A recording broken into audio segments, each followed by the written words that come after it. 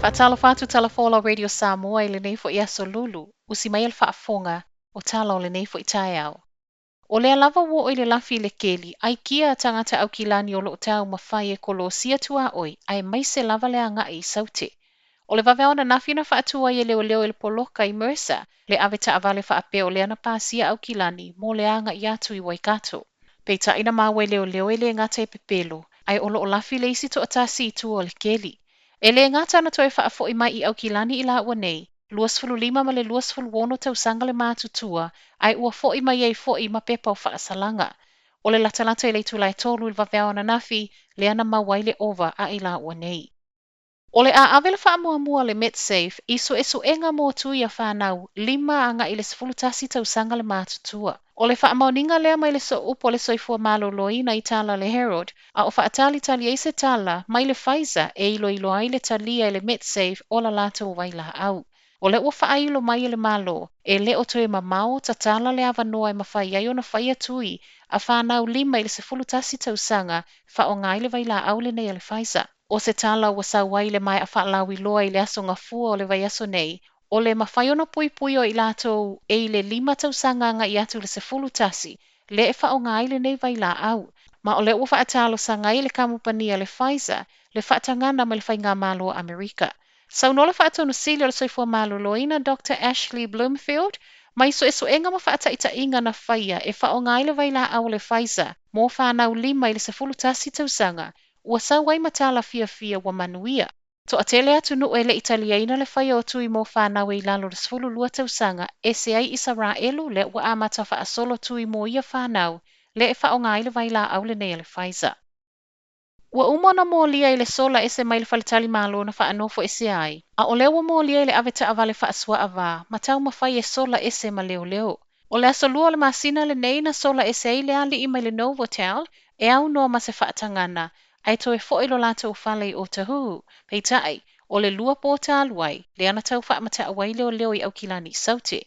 Tala le Herald na toe sai mai ai leo i le pōla songa fua, ina ua maua i Beards Road i Otara, o lo ave sawa ma o lo whaasua va foi. E le ngata na sai mai ai le ali i luas fulfata usanga le matua, ai whaape ai foi malaisi to a lua sai to tono le taavale, le ana wheo sofiane matau whaamata au le tamaita i leo. O le vai aso nei e tutu la iai i lato nei e tali i o lato mōlianga. O leo lua i aso le nei wa se ei au kilani le lapata inga vaenga tolu, ma ele o muta i le whaamanatu e a nga i pea mō siaki. O lo tu maule fe au mō tangata o lo no nofo i Mount Eden, Massey, Mangele, Favona, Papatoetoe, Otara, Whaapea Manurewa, e a nga i mō siaki pe a whaalongo i na aunga. O Clover Park lewa pipi i le lisi o nofo o lo tu le mata ia, ono o le tele o na tangata ua whaamaonia siaki o koviti. Ma o le ua whaatala sanga i nāia le taitai o le atunu o Jacinda Ardern e a nga i Clover Park mō siaki, tu salava pe e le o whaalongo i na ni aunga le fulu. O le asona nafi na tatalai fo ima se tasi o nofuanga fo mō siaki i le Manukau Sports Bowl. A o ala whai mai ei au kilani le ulua i aso lana lapata inga vaenga tolu. Ua i le talo sanga i ave tu i e whai ai nofuanga o loo kiwai mō KFC. O le fina ngalo leo le councillor ia Josephine Partley, a o toe tatalai le avanoa mō takeaways mai le aso mō au kilani. O le tau fio Partley, o le toatele o loo anga i atu e whaatau fast food e be o le KFC, e umi se taimi e tutu wai i laina e whaatalitali a latou oka, ma o se avanoa le leile e whai ai matui o le koviti. Ta uafo i Partley i tala le staff, o lo te lele avanoa i whafuano KFC no fuanga i pe o Mangele, o Tara, Manurewa, ma Papatoetoe e whai ai. Au Tasiele Northern Regional Health Coordination Centre o se aikia le lei. E iei fo iona lo i tau e au fiele se 15 minute e tatau na nofo no fuai pe a umale tui e mata i tuai e le soifua malo loina tangata taitasi. O le ua mai a whao atu le councillor lona mana onga le South Seas Healthcare le o lo tele ina whia ngai ma tangata Pasifika. I se tali mai le South Seas e ono va ai iai e anga i drive-through ali KFC. Whai watu i tala mai Solomona, o tangata whai ngā luenga uma le malo Solomona e o atu le whai unga le masina fowele i whai atui, o le ale maua uma o lato tutongi.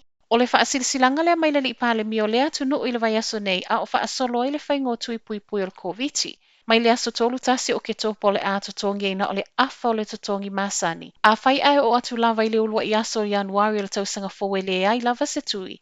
O le atuli loa ma le ngā luenga. O se polo a inga malosi mai le malo i le na o le ono tesi ma le pasene o tangata anga wa mo le tui. Lea ua mai a uma tui pui pui. O Solomona se tasi o tunu ele i mawalava se case wha maoni ai tua i lana community, vanga nai cases e lua se fulu i tutono no fuanga wha nofo e sea ma no fuanga wa aya. Tala nao le tae au, manuia le nei aso.